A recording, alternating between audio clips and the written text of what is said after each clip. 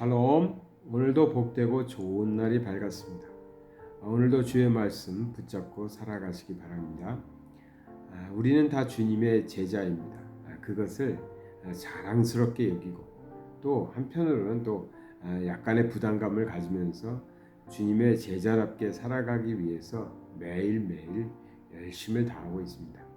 때로는 부족함도 느끼지만 그래도 주님의 제자답게 살기 위해서 많은 노력들을 하고 계신 줄 믿습니다.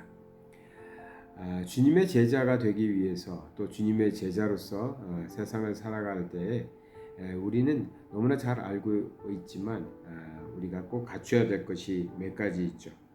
마가복음 8장 34절에 보면 누구든지 나를 따라오려거든 자기를 부인하고 자기 십자가를 지고 나를 따를 것이니라 했습니다. 즉 우리가 주님의 제자로서 살아가기 위해서는 세 가지가 필요하다고 하는데요. 첫 번째는 자기를 부인하는 거죠.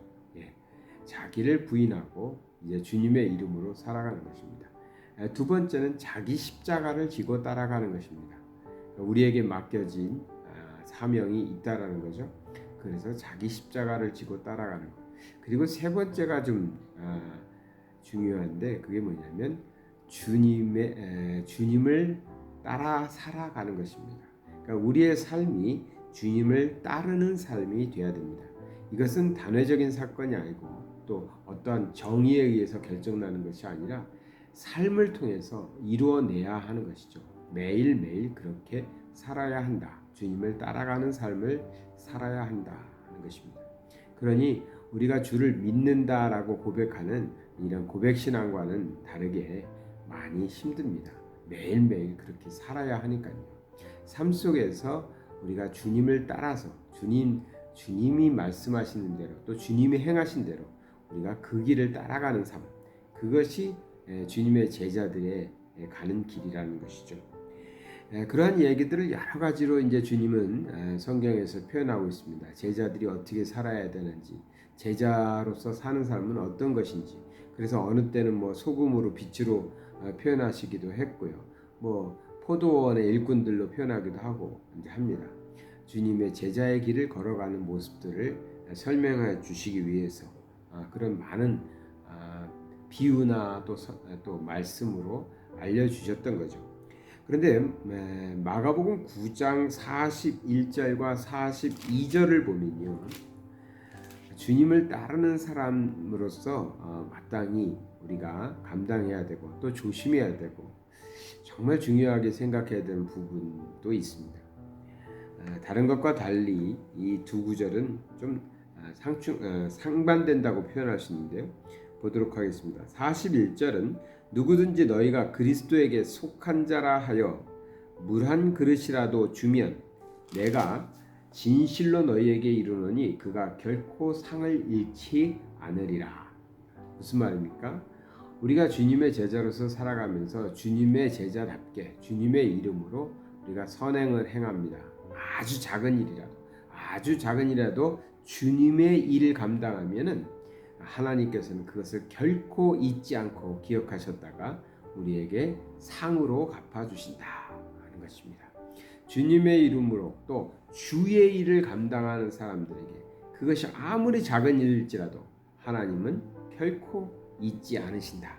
그 일을 꼭 기억하시고 상으로 갚아주신다는 말씀이죠.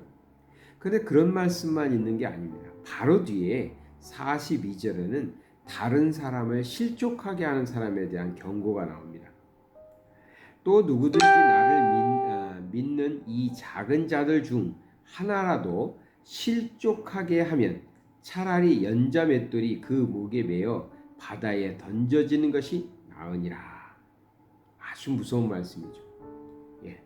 다른 사람을 실족하게 할 경우에 만약에 우리가 다른 사람을 실족하게 하는 일이 생긴다면 차라리 연자맷돌, 아주 무거운 돌덩어리를 목에다 메고 바다에 빠져서 죽는 것이 낫다. 이렇게 표현하고 있는 것입니다. 얼마나 무서운 말입니까? 그런데 이 말의 뜻은 뭘까요? 다른 사람을 실족하게 하는 그러한 죄는 결코 용서받을 수 없다. 하나님께서 그러한 사람들을 용서하지 않고 하나님께서 벌을 주시겠다는 거죠. 그러니 차라리 연자맷돌을 메고 바다에 빠져 죽는 것이 낫다라고 아주 강하게 표현하고 있습니다. 우리가 신앙인입니다. 크리스찬입니다. 그런데 우리의 삶을 통해서 또 우리의 언어를 통해서 우리의 행실을 통해서 다른 사람들이 어떻게 돼야 되죠? 하나님을 믿게 돼야 됩니다. 하나님을 알게 되고 하나님을 섬기게 되고 하나님을 믿어서 구원받게 되는 일들이 일어나야 됩니다. 그것이 우리가 감당해야 될 주님의 제자로서의 우리의 삶이죠. 그런데 그러지 못하고 그런 것이 아니라 반대로 우리 때문에 믿는 사람 때문에 다른 사람이 실족할 수도 있다는 것입니다. 그런 경우도 일어난다는 것이죠. 그것은 굉장히 비참한 일이고 그것은 있어서는 안 될 일이죠. 차라리 연자맷돌을 메고 바다에 빠지는 게 낫다고 할 정도로 표현하고 있습니다. 다른 사람을 실족하게 하는 일은 말이죠. 그런데 오늘날 보면은 정말 다른 사람들을 실족하게 하는 그러한 모습들을 우리는 보게 됩니다. 때로는 정말 교회를 통해서도 보고요. 때로는 목회자를 통해서 목사님들을 통해서도 그런 일을 볼 때가 있습니다. 물론 성도라고 다르지 않습니다.